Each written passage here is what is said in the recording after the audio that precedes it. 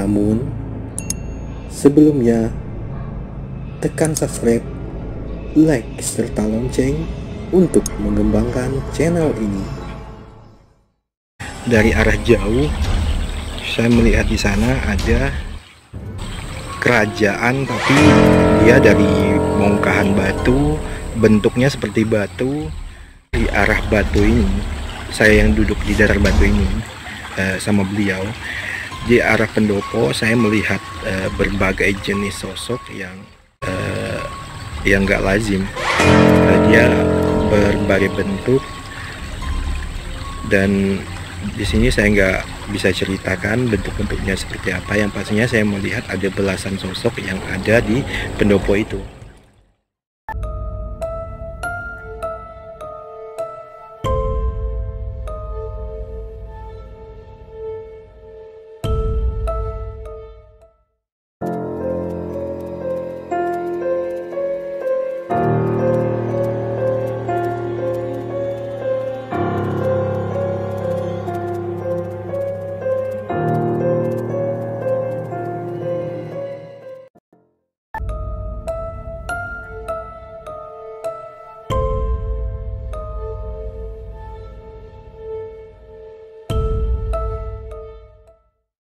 Halo, assalamualaikum.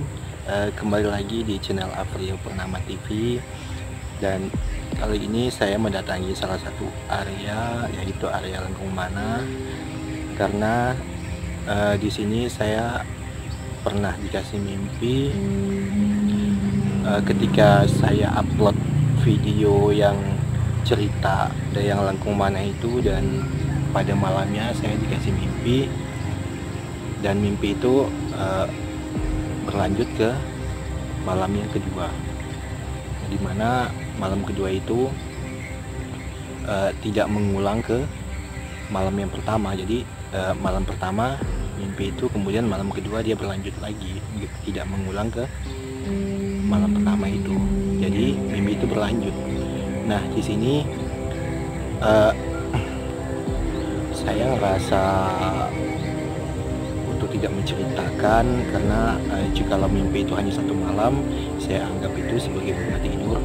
Tapi setelah berlanjut ke malam keduanya, itu jadi buah pikiran saya. Kemudian saya ceritakan sama kakek saya. Beliau menyarankan kalau emang mimpi itu ada pesan, sebaiknya diceritakan agar masyarakat setempat, juga masyarakat luar yang biasa datang ke area sini, dia tahu tentang tata krama, tentang sopan santun jika berada di area ini. Oke, jadi sekarang tanpa berlama-lama saya akan ceritakan mimpi saya, dan ini bukan rekayasa saya. Jadi saya coba ceritakan mengenai apa yang saya alami di dalam mimpi saya. Nah, di sini saya dibawa ke dasar sungai ini.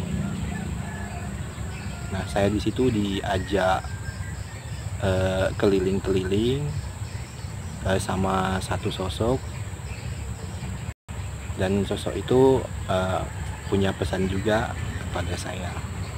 Oke, kita coba ke area bawah. Ini area bawah, jalan ke bawah menuju ke menuju Batu Lengkung Mana. Oke, kita jalan. Oke, ini jalan menuju ke area bebatuan, yaitu Batu Lengkung Mana. Di sini area Batu Lengkung Mananya, dan ini seperti gerbang menuju ke bawah. Itu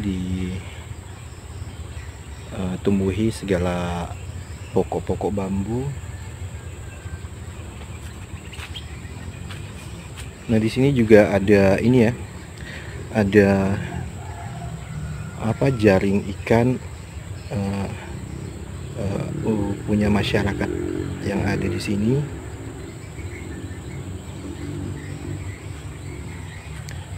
Kita coba ke bawah.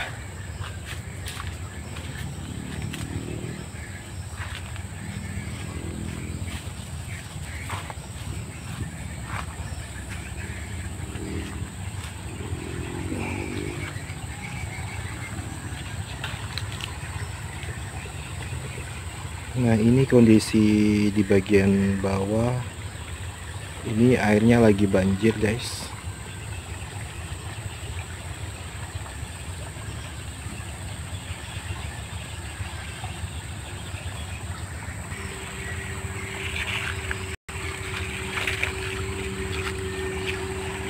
Oke. Nah, ini gambaran dari batu lengkung mana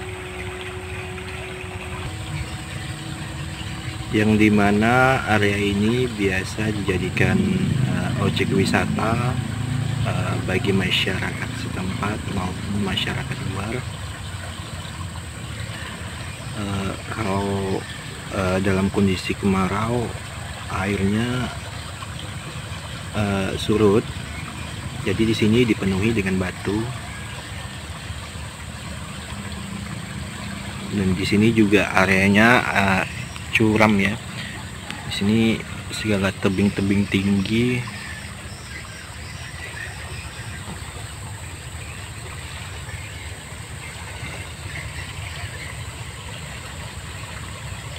Dan juga di area seberang sungai, tepatnya di sini. Di sini pasir pembayar hutang yang pernah diceritakan narasumber itu. Jika kalian yang belum nonton atau mendengar cerita tentang pasir pembayar hutang, silahkan scroll ke bawah. Di situ ada cerita pasir pembayar hutang dan juga cerita mengenai batu ini, yaitu batu lengkung mana. Silakan di scroll ke bawah. Nah, di sini tanpa berlalu lama saya akan ceritakan mengenai mimpi saya. Di mimpi malam pertama saya sekitar pukul 1 malam. Di situ saya coba merebahkan kepala saya ke bantal, tapi seketika saya merasa agak beda ya.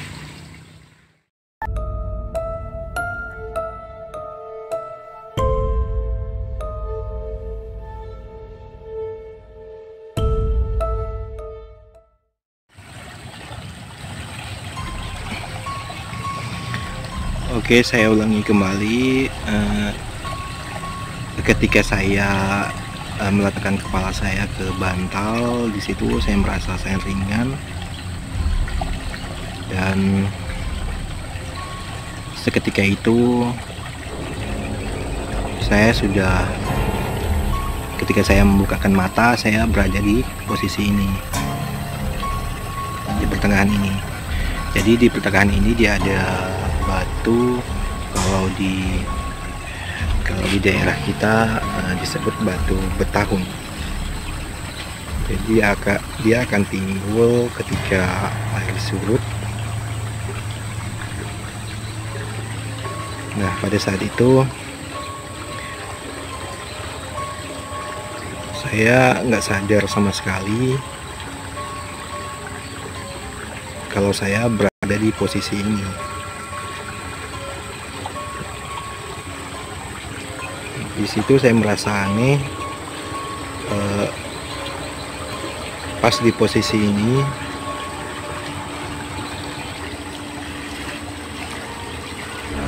di sini saya melihat di atas kepala saya itu sekitar 1 meteran, dia itu air,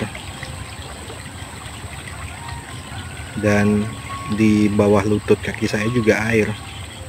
Jadi posisi saya saat itu berada di pertengahan air dan berdiri di atas dasar sungai ini. Ini Sungai Kapuas. Nah, pada posisi itu dari arah jauh saya melihat di sana ada di sini pertengahan ini ada seperti ini ya, seperti kerajaan, tapi dia dari bongkahan batu, bentuknya seperti batu, dan berkubah. Nah, kubahnya itu dia bercahaya kubahnya. nggak terlalu jelas, yang pastinya dia bercahaya. Nah, di situ saya ngerasa aneh. Dari kejauhan saya melihat satu sosok yang berjalan mendekat ke arah saya. Agak begitu nggak begitu lama, tiba-tiba sosok itu udah ada di pertengahan sini dan dia menghampiri saya. Kemudian pas datang dia merangkul belakang saya dan langsung bilang di sini katanya jangan takut.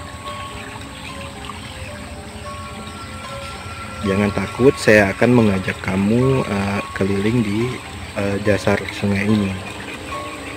Nah, sebelum berkeliling, beliau ngajak saya duduk di atas batu yang ada di pertengahan sungai ini, dasar sungai.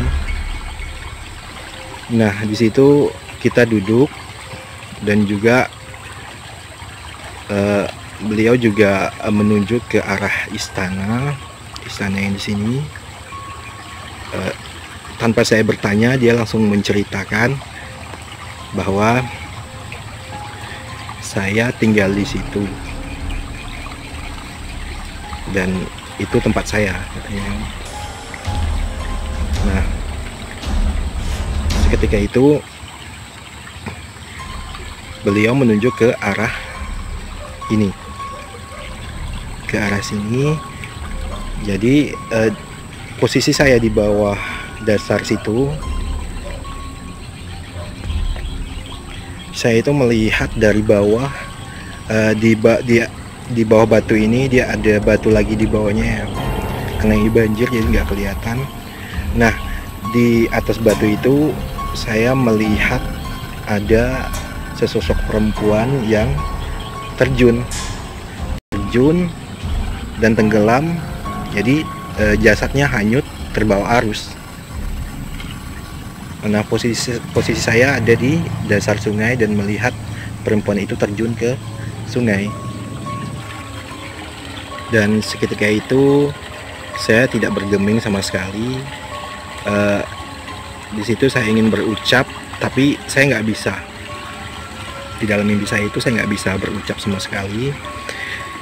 Setelah saya melihat sosok perempuan itu hanyut, nah seketika beliau menunjuk ke arah bagian agak lumayan jauh di pertengahan sini ya. Dia itu seperti ada bangunan seperti pendopo tapi terbuat dari batu. Seperti batu, dan di depan pendopo itu ada seperti jembatan itu juga terbuat dari batu, dan di bawah jembatan itu dia ada aliran sungai yang kecil. Nah, di pendopo tersebut, dari arah batu ini, saya yang duduk di dasar batu ini sama beliau, di arah pendopo saya melihat berbagai jenis sosok yang nggak lazim. Dia berbagai bentuk, dan di sini saya nggak bisa ceritakan bentuk-bentuknya seperti apa. Yang pastinya saya melihat ada belasan sosok yang ada di pendopo itu. Nah, ketika saya melihat sosok-sosok yang di pendopo itu, seketika di pertengahan sungai ini ada sebuah kapal, bukan dibilang kapal juga ya, tapi bentuknya seperti ini ya, seperti kapal ini. Dia tenggelam, dan di situ saya melihat ada beberapa manusia yang tenggelam, dan juga ada seorang ibu yang lagi memeluk anaknya itu juga ikut hanyut ke terbawa arus ke bagian hilir. Jadi jasadnya terbawa hanyut.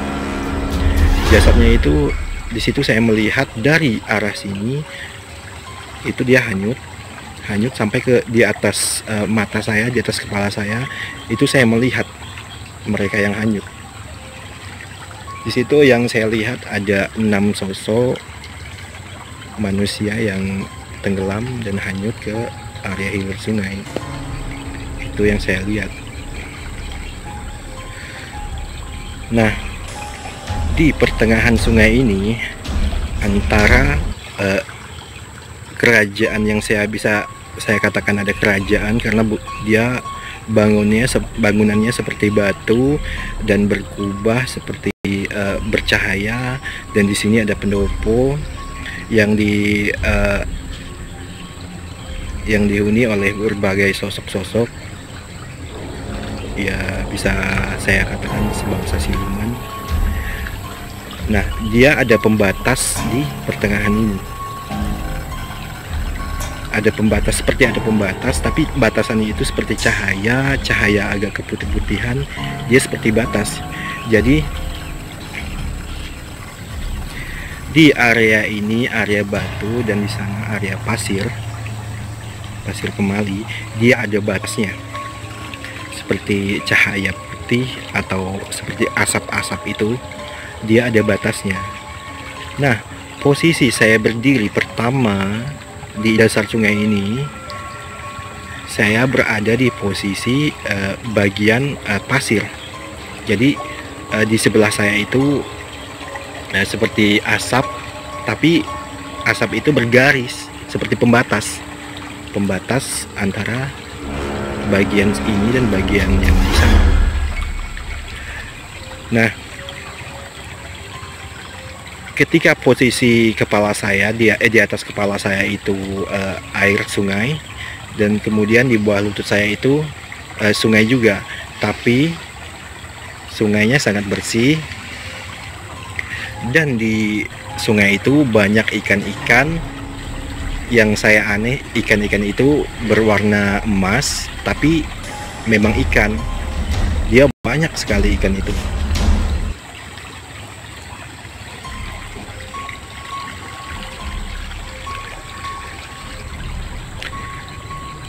Dan ketika posisi saya dan beliau juga lagi duduk di atas batu itu, di sini saya lupa ya menceritakan sosok beliau seperti apa.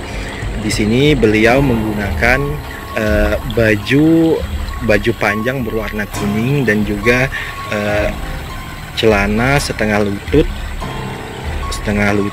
Dia berwarna putih-putih agak kekuning-kuningan, dan berjambang layaknya seperti manusia biasa. Enggak terlalu muda, enggak terlalu tua juga di situ. Dan posisi saya di atas batu itu, di situ ketika dia merangkul belakang saya, ngajak saya turun dari atas batu itu, di situ tiba-tiba saya jatuh ke sungai dan saya bangun. Saya bangun dari tidur saya. Di situ saya ingat mimpinya, tapi saya anggap itu hanya sebagai bunga tidur. Jadi saya nggak mikir-mikir tentang mimpi saya, dan berlanjut ke malam kedua. Sekitar pukul 2 subuh atau 2 malam, saya di situ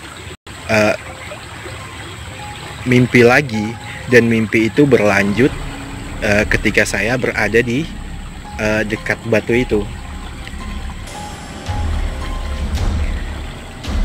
Ketika saya sadar, saya berada pada dasar sungai ini. Dari arah belakang tiba-tiba ada yang merangkul saya kembali, yaitu sosok beliau yang hadir di mimpi saya malam sebelumnya. Nah,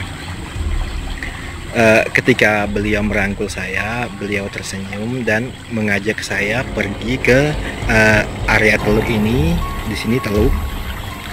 Nah, ketika saya berdiri di posisi teluk, beliau mengangkat sebongkahan batu yang lumayan besar, dan di dalam batu itu ada lorong menuju ke arah sungai yang di sana itu namanya Sungai Sepauk, Batu Belian, dan di situ saya diajak masuk ke dalam gua itu. Oke, saya coba naik dulu di area atas. Ini gambaran batunya. Air lagi banjir di sini. Oke, saya coba naik. Bismillah.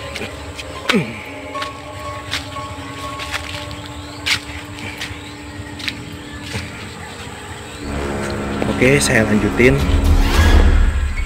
Ketika saya dibawa beliau masuk ke dalam lorong yang ada di sini, lorong itu dia tembus ke arah ujung sana, ujung sungai. Dan di situ saya nggak langsung masuk. Saya nggak langsung masuk. Nah, tiba-tiba beliau itu ngomong. Beliau ngomong menggunakan bahasa di sini, bahasa daerah sini, tapi saya pakai bahasa Indonesia aja. Nggak usah takut. Beliau ngomong seperti itu, katanya nggak usah takut. Nah, di situ saya ngikutin belakang beliau masuk ke area lorong itu. Lorong itu lumayan besar. Nah, pertama saya lihat lorong itu berwarna gelap, dan ketika saya melangkahkan kaki saya masuk ke lorong itu, sekitar ada 3 atau 4 langkah, tiba-tiba di pertengahannya itu ada cahaya. Cahaya itu semakin saya juga beliau melangkah ke arah dalam lorong itu, cahaya itu semakin terang dan kita berada di posisi seperti siang hari di situ, di dalam lorong itu. Nah,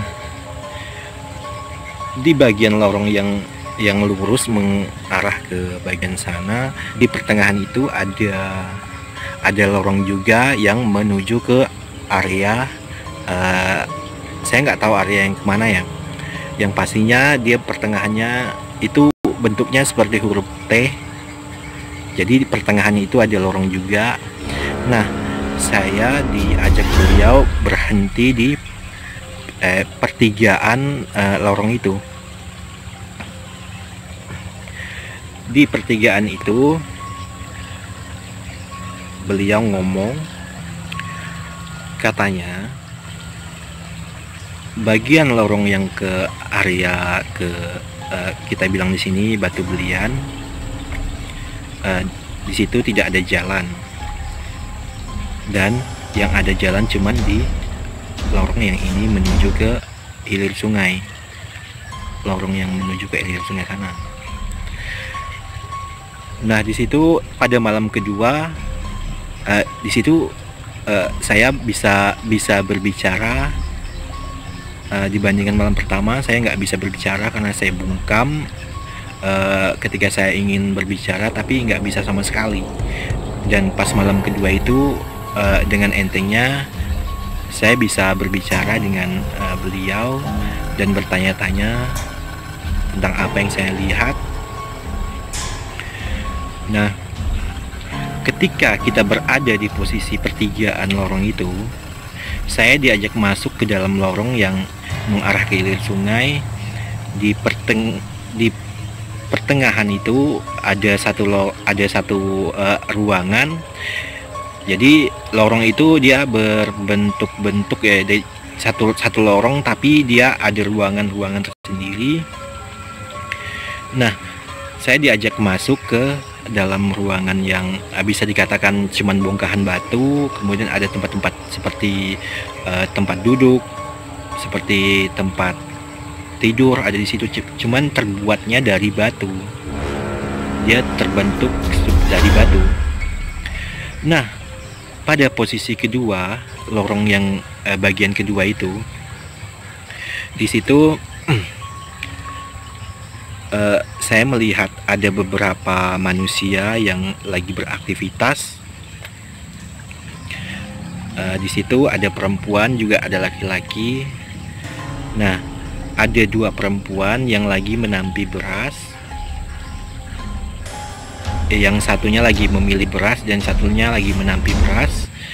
Kemudian ada satu lagi perempuan yang hanya diam berdiri di sudut lorong tersebut dan mengarah ke dinding lorong, dan perempuan itu nggak bergerak sama sekali. Kemudian di arah seberang dari perempuan itu yang memilih beras itu dan juga yang menampi beras, nah di situ ada dua sosok laki-laki, yang satunya lagi meraut bambu, kemudian yang satunya lagi menganyam, seperti menganyam tikar, tapi menggunakan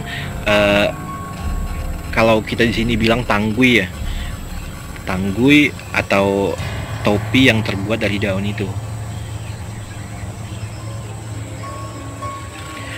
Seketika itu saya diajak beliau untuk duduk di salah satu bangku atau bongkahan batu yang mirip seperti bangku ya.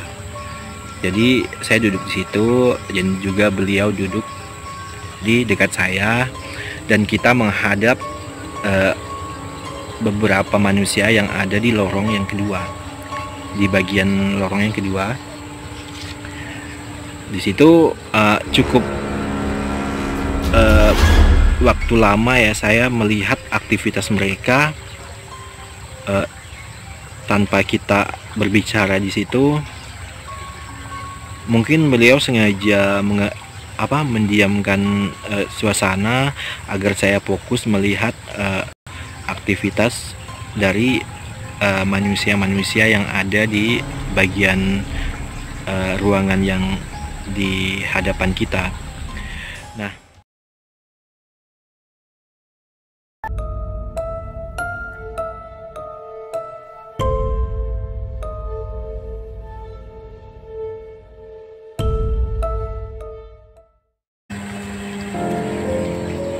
oke, saya lanjutin ceritanya. Ketika saya melihat sosok-sosok manusia yang ada di ruangan tersebut, dia aktivitasnya seperti itu terus. Ada perempuan yang lagi menampi beras, kemudian satunya lagi memilih beras, dan di seberang perempuan itu hadapan ada juga laki-laki yang sedang meraut bambu, yang satunya lagi menganyam tikar. Dan aktivitas mereka itu seperti dia nggak beralih-alih tempat, dan dia seperti itu terus. Jadi mereka hanya beraktivitas menampi beras dan juga memilih beras, juga meraut dan menganyam tikar itu ya seperti itu terus. Dia nggak bergerak, nggak nggak ada aktivitas lain, cuman segitu ya, segitu terus kerjaannya. Jadi nggak ada nggak ada bergerak atau bangun sama sekali. Nah, yang di sudut, yang saya lihat di sudut, ada perempuan yang menghadap ke sudut ruangan itu, dinding lorong itu, dia juga nggak bergerak sama sekali. Itu yang saya aneh. Kemudian tiba-tiba saya menanyakan kepada beliau, kenapa manusia-manusia itu nggak bangun-bangun, nggak beralih tempat, tapi hanya diam di satu tempat, dan kerjaan mereka itu seperti itu terus gitu. Nah, beliau juga menyaut dan menjawab, mereka tidak akan pernah pindah, dan apa yang mereka kerjakan hanya seperti itu terus. Jadi nggak bangun dan nggak minum, nggak makan juga. Nah, di situ saya juga bertanya, kenapa mereka ada di gua ini? Karena seingat saya banyak cerita orang tua di sini bilang kalau di area Teluk itu ada gua yang mengarah ke dusun Batu Belian. Tapi orang tua tidak, cerita dari orang tua tidak ada ini ya, tidak ada lorong lain selain satu lorong yang mengarah ke antara Kapuas dan Sungai Sepau itu. Nah, ketika saya tanya kepada beliau kenapa mereka ada di dalam gua ini, dan beliau pun menjawab mereka akan tetap di sini dan tidak akan pernah keluar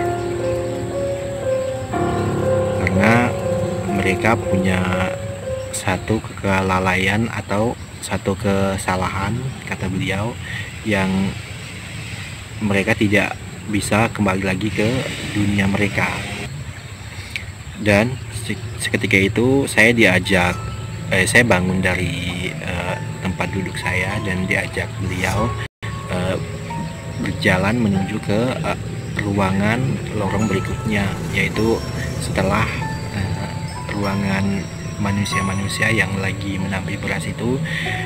Saya melewati mereka dan mereka hanya diam tanpa berbicara sama sekali satu sama yang lainnya, hanya fokus dengan kegiatan mereka. Tapi yang saya aneh ya, perempuan yang satu itu dia hanya menghadap bagian dinding lorong itu. Kalau saya lihat dari secara fisik mereka masih muda sih secara fisik, dan pakaian mereka itu seperti pakaian Tempo dulu.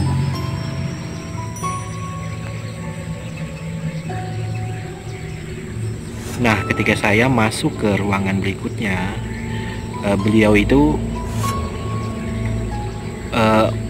dia agak gelap. Cuman pas ketika kita masuk ke dalam batasan dari ruangan itu, tiba-tiba ruangan yang kita masukin itu bercahaya. Dan di situ saya juga kaget, saya melihat di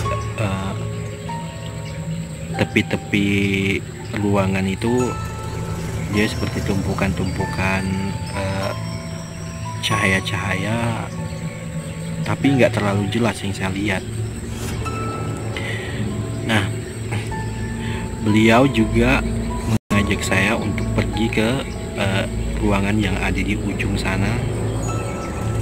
Nah, karena di situ saya melihat rona dari ruangan itu seperti cahaya hitam agak kemerah-merahan. Jadi saya kira itu seperti api, dan karena saya takut,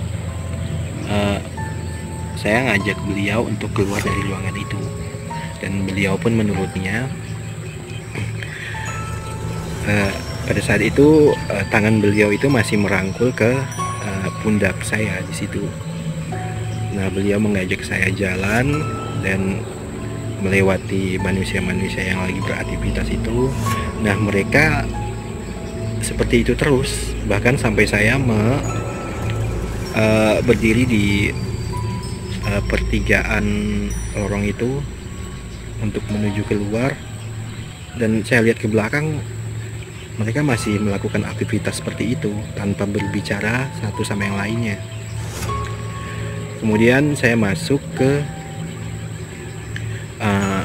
lorong yang bagian luar, yaitu bagian teluk ini.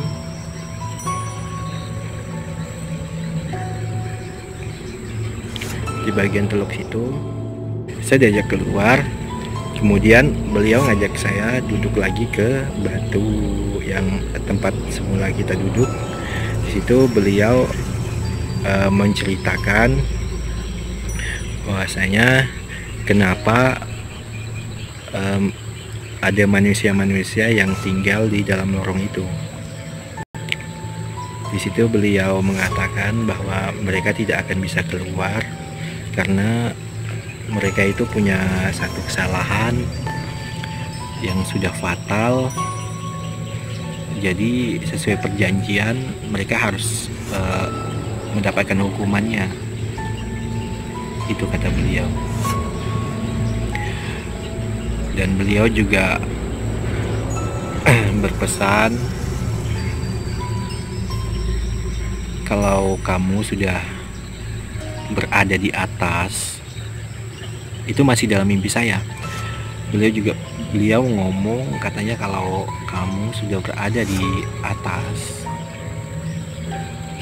sampaikan bahwa tempat ini adalah tempat kita juga. Kita semua yang ada di sini, jagalah tempat ini. Jangan berbuat yang tidak-tidak di area sini, di area batu ini dan juga area pasir sana. Beliau cuman pesan seperti itu karena mereka yang ada di dalam lorong itu adalah contoh bagi mereka yang tidak mengikuti tata krama atau sopan santun ketika datang di area sini. Nah, cuman itu yang disampaikan beliau. Jadi di situ saya hanya mengangguk, dan kemudian beliau tiba-tiba menunjuk ke arah tengah ini, di sini, di tengah ini. Dia masih perbatasan wilayah sini, dan di sana maksudnya masuk dalam batas seperti asap yang bujur. Nah, di situ saya melihat ada air terjun. Saya gambarkan di sini air terjun. Cuman ini sungai, dan di atas kepala kita sekitar 1 meter itu dia air. Kemudian di bawah lutut kita juga air. Itu air sungai. Dia ada 2 sungai, tapi dibatasi dengan asap tersebut. Asap itu tipis, cuman dia seperti garis-garis asap. Jadi perbatasan antara sini dan perbatasan seberang. Nah, di sungai, di bagian sini saya melihat ada air terjun. Air terjun itu dia jatuhnya ke sungai, dan di pertengahan ini ada, pertengahan air terjun itu ada gua. Seingat saya ya, di sini ada gua, dan di sini ada jembatan mengarah ke pendopo di sini. Ini pendopo yang saya bilang seperti batu itu, di arah sini seperti batu, dan dihuni berbagai sosok siluman. Nah, ketika beliau menunjuk ke arah sini, yang saya lihat itu air terjun, nggak terlalu tinggi, sekitar ada 1 meteran. Nah, di bawah gua tersebut muncullah sosok ular, tapi berkepala manusia, bertangan manusia, dan tanpa memakai baju. Dia kulitnya seperti batu, cuman dia bergerak naik ke atas permukaan ini, permukaan air ini, dan naik ke atas. Seketika itu bagian pundak belakang saya itu seperti ditepuk, dan pada saat ditepuk itu saya sadar dari tidur saya. Nah, di sini saya mikir kenapa mimpi ini berlanjut. Nah, saya coba ceritakan. Ini sudah lumayan lama ya ketika saya mengupload cerita tentang Dusun Lengkung Manah dan juga Pasir Kembayar Utang itu. Ini gak saya ceritakan sama siapapun, kemudian saya ceritakan sama kakek. Di situ ada pesan nasihatnya, sebaiknya kamu ceritakan agar masyarakat setempat atau juga masyarakat lokal yang biasa datang ke sini itu bisa menjaga tata kramanya, sopan santunnya. Nah, itu. Jadi saya datang ke sini, saya coba ceritakan mengenai mimpi saya, dan ini tanpa ada rekayasa sama sekali. Saya ceritakan nggak sedetail yang saya alami di dasar sungai ini. Jadi saya ceritakan secara penglihatan saya, dan inti dari cerita saya ini ialah pesan dari beliau yang memakai baju warna kuning, juga celana agak kuning, agak keputihan. Beliau berpesan agar masyarakat yang datang ke sini masyarakat setempat atau masyarakat luar yang datang ke sini itu harus menjaga sopan santun serta tata keramanya jika berada di area sini. Itu ya, semoga dengan adanya video ini bagi kalian yang mendengar, tolong bagikan video ini agar banyak yang mendengar cerita saya, mendengar cerita mimpi saya. Itu menjadi satu pelajaran agar kita bisa menjaga daerah kita, menghormati tempat-tempat yang ya kita lihat secara mata lahir itu biasa saja, tapi kita nggak pernah tahu kalau di dalam tempat tersebut ada penghuni lain yang tidak terjamah oleh mata. Ya, karena di sini kita juga tidak jauh dari namanya adat istiadat, dan mereka juga punya kehidupan.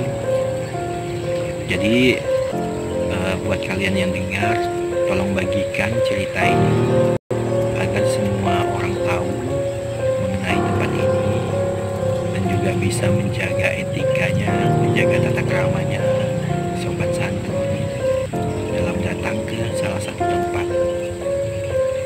Oke, terima kasih buat kalian yang sudah sudi mendengar cerita saya, cerita dari mimpi saya yang 2 malam berturut-turut itu.